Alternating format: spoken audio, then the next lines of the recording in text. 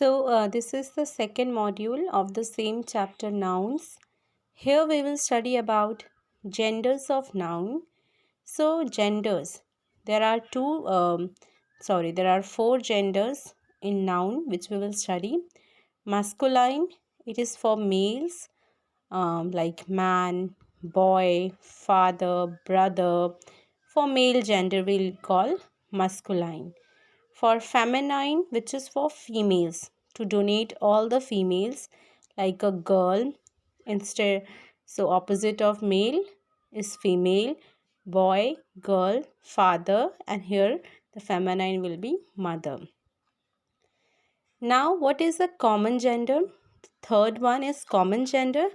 Common gender noun that donate either male or female. It means here the gender is not clear. It can be either a male gender or a female gender. Words like child. So we don't. It is not clear from this word child which gender we are talking about. A child can be a boy also, or can be a girl also. Pupil. So here also the gender is not clear. And author, writer, principal, teacher. So these all are the words.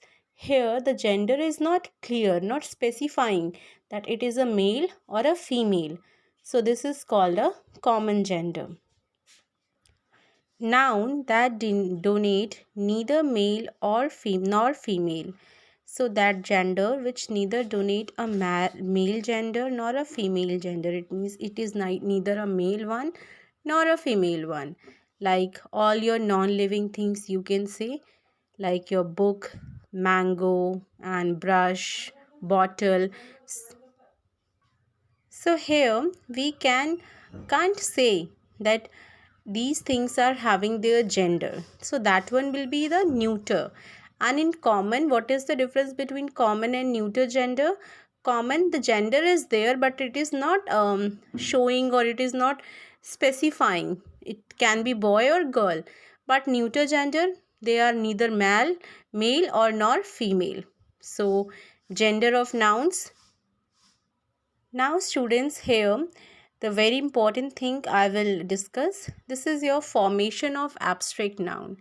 So we had read in the first module that what are abstract noun? The name of your feelings, your qualities, action, the ideas, anything which you can't see, you can't touch, but yeah, you can feel them, you can experience them, like your joy, mercy, laughter, youth, jealousy. These all words are your abstract noun. Sometimes the abstract noun, like there will be a question that form an abstract noun. So you have to add suffix over there at the suffix and prefix. I hope it is clear. Suffix, it means the word which you have to add at the end of any word to make a new word, you can say. And prefix are something which you have to add at the beginning of the word to make a new word. In the beginning it is prefix, and at the end it is suffix. So here you can see ness, tion, shape, hood, meant, airy. So these are the in the line you can see there are suffix, and here the words are given where they have added them in the last, and now the new abstract noun is created. So kind is something else, kind. But when you have added ness, ness, the suffix ness over there, so this act is now kindness. Kindness is your quality, your education, creation, celebration. So all these are the examples that how you will create a word into a verb into or adjective into by adding a suffix, an abstract noun. Is it clear? So after doing that one, your adding suffix, we had created an abstract noun, and this is now the new one. Here we will study about, in the box you can see about counted and uncounted. It means countable nouns and uncountable nouns.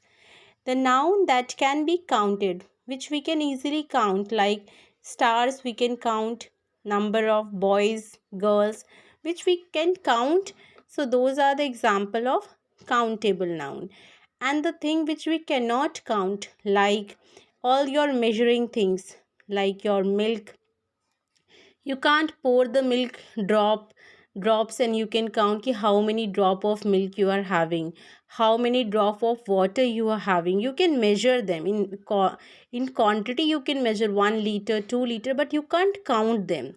Your gold, your information, you can't count. So these all are your uncountable nouns. So the nouns which you can count individually, 1 2 3, that are countable nouns. And the nouns which you can measure, you can weight them, but you can't count them individually, like a drop of water or a drop of milk. You can't count ki this glass is full with the 15 drop of milk or 16 drop of water. No. So that is your uncountable nouns.